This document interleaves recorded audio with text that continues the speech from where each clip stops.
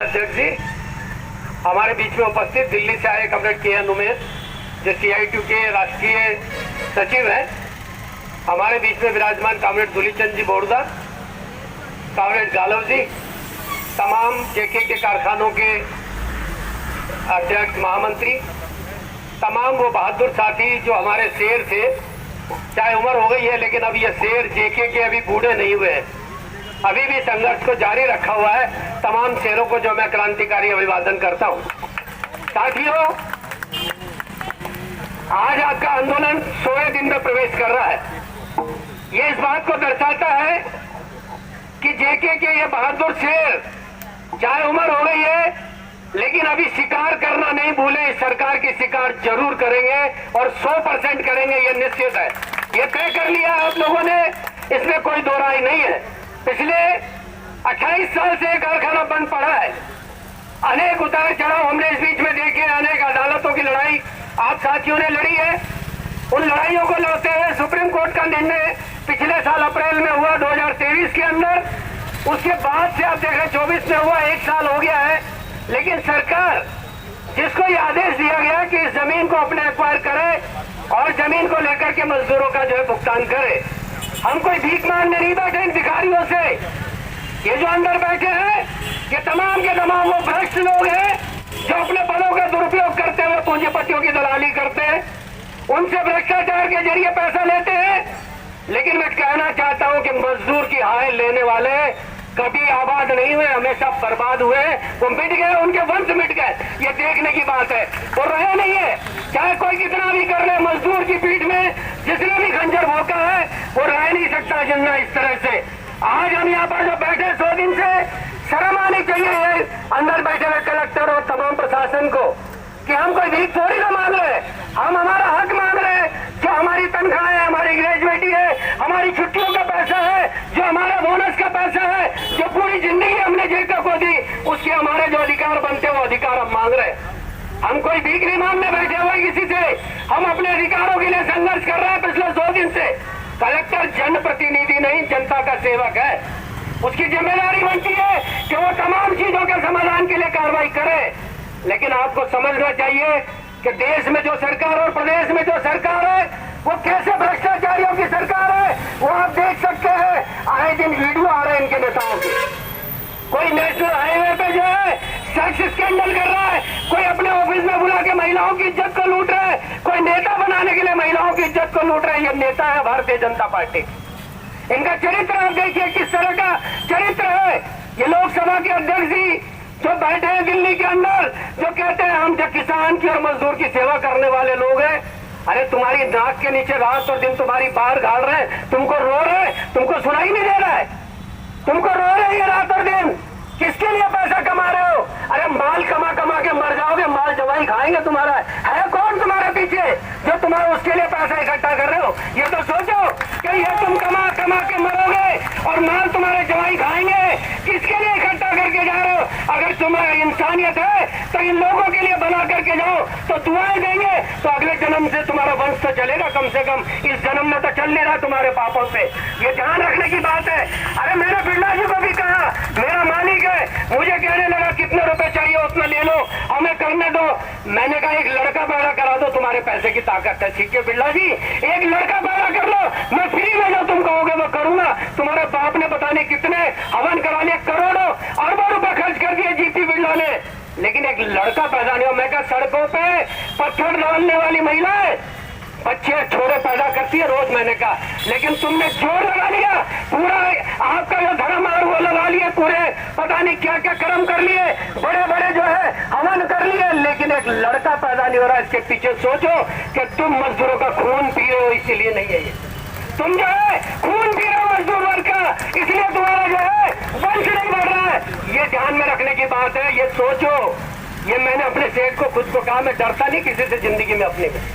अरे आप ये जो रात और दिन जिन्होंने JK को बनाया, जिन्होंने कारखाने को खड़ा किया, आपसी भाइयों की लड़ाई से जो डूब गए, उसमें हमारा क्या दोष है? हमने कौन सी गलती करी? हमने जब तक काम किया, पूरा काम किया अपना, और हमारे काम का पैसा मांग रहे हैं। जो कानून कहता है वही बात हम कर रहे हैं। आज सुप्रीम कोर्ट कह रहा है उसको आप लागू करो, लेकिन आप देख रहे हैं कि लोकसभा की कुर्सी पर बैठे हुए जो कहते हैं हम न्याय करेंगे, सबसे बड़े अन्यायी लोग वहां बैठे हुए। हमारे लोकसभा के प्रतिनिधि ने बात उठाई, विधानसभा में आप देखो आपका ये जो ऑर्डर आया ना, इसी को लेके भू अधिनियम को बदलने की तैयारी, जिससे जेके की जमीन को खुर्द-बुर्द किया जा सके। ये तो अच्छा है कि हमने तमाम नेताओं ने मिलकर के यहाँ के विधायक से बात करी, उन्होंने मामला उठाया, कांग्रेस के लोगों ने उसमें समर्थन किया, अशोक गहलोत और उनकी टीम ने उसमें समर्थन किया और उस कानून को पास नहीं होने दिया। नहीं तो ऐसी जमीनें बहुत है, ये बहुत बड़े भूमाफिया बीजेपी वाले जो जमीनों के ऊपर नजर लगाए हुए हैं कि कहाँ की जमीन चाहिए, कैसे जमीन मुफ्त में मिल सकती है, इसी का काम ये कर रहे हैं। बाकी जनता को तो हिंदू और मुस्लिम में लड़ाने का काम कर रहे हैं। आज मोदी जी के रगों में सिंदूर बहने लगा है, खून नहीं बह रहा, अब तो सिंदूर बह रहा है। अब उस पागल को ये नहीं पता कि सिंदूर तेरी रगों में बहेगा तो तू जिंदा 1 मिनट भी रहेगा। बोलने से पहले सोचना नहीं। अभी जिस पायलट ने पाकिस्तान पे आक्रमण किया उसके परिवार को जबरदस्ती कलेक्टर से बुलाया, बोला फूल बरसाओ मोदी जी पे, जैसे लड़ने के लिए मोदी जी गए थे वहां पे, वही फतेह करके आए पाकिस्तान को। क्या बात है, अरे शर्म नहीं आ रही है इन लोगों को कि आप आर्मी का इस्तेमाल अपने वोटों की राजनीति के लिए कर रहे हो। आज लोग वहां पर बिहार में चुनाव आ गया, बहुत से लोग बोल रहे 1.5 घंटे तक आतंकवादी फायरिंग करते रहे, उनको कहते रहे तुम कौन जाति के हो, कौन बिरादरी के हो, पैंट खोलो दिखाओ हिंदुओं के मुसलमानों। कहां गई थी तुम्हारी सुरक्षा? 7 दिन पहले वो चेक पोस्ट हटाई गई थी वहां से। 7 दिन पहले किसके ऑर्डर से वो चेक पोस्ट हटी? पुलवामा के अंदर क्यों वो कांड हुआ, इसकी जांच हो रही है। वो 4 आतंकवादी क्यों नहीं पकड़े गए आज तक? उनको नहीं पकड़ेंगे। वो 300 किलो का आरडीएक्स जो पहले फोड़ा गया, जिसमें सैनिक मारे गए, आज तक पकड़ा गया? कहां से आया था आरडीएक्स? उसकी जांच बंद बस्ते में है। कारण है उसका कि देश के लोगों को भ्रमित करना और वोटों को लेना, ये सरकार का मंतव्य बना हुआ है। आज भारतीय जनता पार्टी राजस्थान में कर क्या रही है? कौन सा काम कर रही है आम जनता के हित में कि आम जन हित में ये काम कर रहे हैं? आज जो है इनके खुद के लोग जयपुर में धरने पर बैठे हुए बीएमएस के, ये उनकी भी नहीं सुनते, क्योंकि ये पूंजीपतियों के दलाल, ये पूंजीपतियों के गुलाम लोग हैं, ये उनकी गुलामी करने वाले लोग हैं। जयपुर का हवाई अड्डा जैसे मोदी जी के बाप का था, त्रिवेंद्रम में केरल के अंदर बहुत अच्छा हवाई अड्डा, हमारे मुख्यमंत्री पिनराई विजयन ने कहा कि हम कराएंगे इसको, आप इसको बेचिए नहीं, लेकिन हमको नहीं दिया उन्होंने, सरकार को नहीं दिया। नहीं, लाल जनता की सरकार को नहीं देंगे, अडानी जी को देंगे, उनका बाप हुआ ना, जब पैसा वो देता है। कितना ड्रग आ रहा है उसके वहां पर कोर्ट के ऊपर, कहां से आ रहा है, कौन ला रहा है, कोई जांच हो रही है आज तक? सारा ड्रग वही पकड़ा जाता है। और ड्रग खरीदने वाला कौन? एक हिमाचल का जिला आज नशेड़ी बन चुका राजस्थान का। आज बच्चे अपने माँ बाप तक को मार रहे नशे की लत के पीछे। क्या करेंगे सरकार? कुछ नहीं करेंगे, पुलिस पैसा ले रही है, इनके मंत्री जो है उन नशेड़ियों को और सप्लायरों को बचाते हैं। आज राजस्थान के अंदर जिस तरह की हालत बनी हुई है, ये हमको समझनी होगी साथियों कि ये लोग हमारे लोग नहीं है। जैसा अभी अनिल भाई ने कहा कि इनके घरों पर दुरीचंद गिरी का, इनके घरों पर भी हमला करना होगा, हमें लड़ना होगा सबसे। ये वो ताकतें हैं जो सब मिलकर हमारे हक को खाना चाहती है। आज हम CITU की तरफ से मैं आपको कहना चाह रहा हूँ, आने वाले समय में मीटिंग होने जा रही है। उस मीटिंग में इसको राज्यव्यापी आंदोलन बनाएंगे। हमारे बीच में CITU के राष्ट्रीय सचिव आए हुए, राष्ट्रीय स्तर पर वो वकील है खुद भी, आपके आदि ऑर्डर को वो पढ़ रहे, पूरा ऑर्डर उन्होंने पढ़ लिया कि क्या ऑर्डर के अंदर है, खुद वकील है, कर्नाटक के रहने वाले मजदूर नेता है और साथ में वकील भी है हमारे। क्योंकि CITU में लोग ऐसे नहीं है, सब काफी हाईली स्किल लोग हैं, हर चीज को पढ़ते हैं, हर चीज को समझते हैं और उसका निर्णय लेते हैं। तो हमारे बीच में आज वो आए आपके इस आंदोलन को समर्थन के लिए। मैं CITU की राज्य कमेटी की ओर से उन्होंने जो समय दिया है मजदूर के बीच में आए, उसके लिए बहुत बहुत क्रांतिकारी इस आलोची की धरती पर उनका स्वागत करते हैं, उनका अभिवादन हम करते हैं। साथ ही JK के साथ ही हमेशा से संघर्षशील और लड़ाकू रहे, इसमें कोई दो राय नहीं है। पूरे देश में आपने नाम किया है।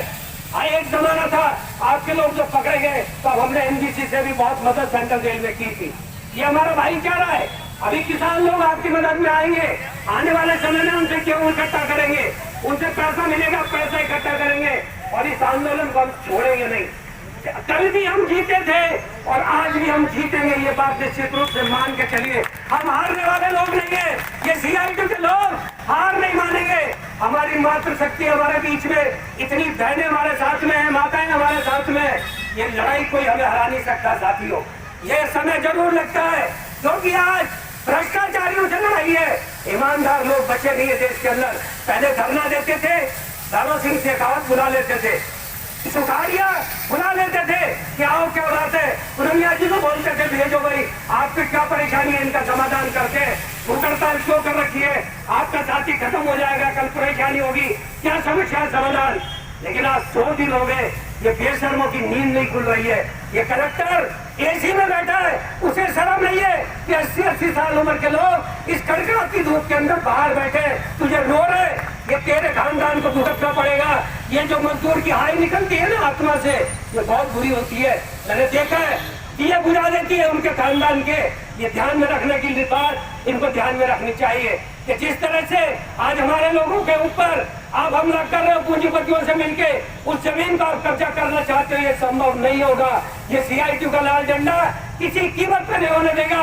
पहले हमारा भुगतान होगा, उसके बाद जमीन खुद खुद होगी, ये हम कह देना चाहते हैं 7 फ्लोर के ऊपर। क्योंकि CITU के लोग लगातार संघर्ष कर रहे हैं और इसको राज्यव्यापी संघर्ष बना के और तेज किया जाएगा। आप तमाम लोग इस भरी गर्मी के अंदर 100 दिन से आज 3.25 महीने से ज्यादा समय हो गया इस लड़ाई को लड़ रहे। मैं आप तमाम साथियों का जो है बहुत बहादुरी ना काम के लिए बहुत बहुत क्रांतिकारी अभिवादन करता हूँ और बधाई देता हूँ कि आप तमाम बधाई के पात्र हैं कि ये संघर्ष आप लगातार लड़ रहे हैं और इसको आप जीतेंगे। कोई हराने वाला नहीं है आपको, मैं ये कह देना चाहता हूँ। कोई दुनिया की ताकत हमारे पास खोने को क्या है, क्या खोएंगे? हमारे पास खोने के लिए केवल पीढ़ियां है हमारी, उन पीढ़ियों को हम छोड़ रहे जो हमारे पैरों में। हम लगातार इस संघर्ष में शामिल रहे, हम जीतेंगे, मैं निश्चित रूप से कहता हूँ। आज पहले तो लोग सोचते थे कि लोग धरने पे आएंगे या नहीं आएंगे। मैंने अमीर भाई को कहा धरना लगाइए, आप संघर्ष शुरू कीजिए, लोग जुड़ते जाएंगे, कारवां बढ़ता जाएगा और लड़ाई तेज होती जाएगी। निश्चित रूप से वही हो रहा है कि आज हजारों लोग आपके साथ जुड़ रहे हैं और आप आगे बढ़ रहे हैं। हमारी बहनों को लेके अब की बार जब लोकसभा अध्यक्ष आए तो चूड़ियां भेंट कर दो, कम से कम उसको कहिए ले चूड़ियां पहन ले तू, तब जाके उसकी अकल ठिकाने आ जाएगी। जब महिलाओं ने चूड़ियां भेंट की लोकसभा अध्यक्ष को, राष्ट्रीय न्यूज तो बनेगी ना, तो लोकसभा में भी लोग पूछेंगे कि आपके इलाके में महिलाएं तुम्हें चूड़ियां भेंट कर रही है, काहे के लिए भेंट कर रही है। उससे पता चलेगा उनको, पूरे देश में पता लगेगा किस तरह के भ्रष्ट लोग बैठे हैं लोकसभा के अंदर। तो मैं आप सबके बीच में यही कहना चाहता हूँ कि CITU राज्य कमेटी लगातार इस संघर्ष और इस आंदोलन को पूरा समर्थन करेगी और आपकी इस लड़ाई में हर कदम से कदम मिला के हम आपके साथ हैं, हमेशा साथ रहेंगे। यही बात करते हुए पूरे मेरे दिल्ली से आए हमारे कामरेड का अभिवादन करते हुए आप तमाम क्रांतिकारी जो शेर है हमारे JK के, उनका पूरे का क्रांतिकारी आवाज करते हुए अपनी बात खत्म करता हूँ। धन्यवाद। लाल सलाम।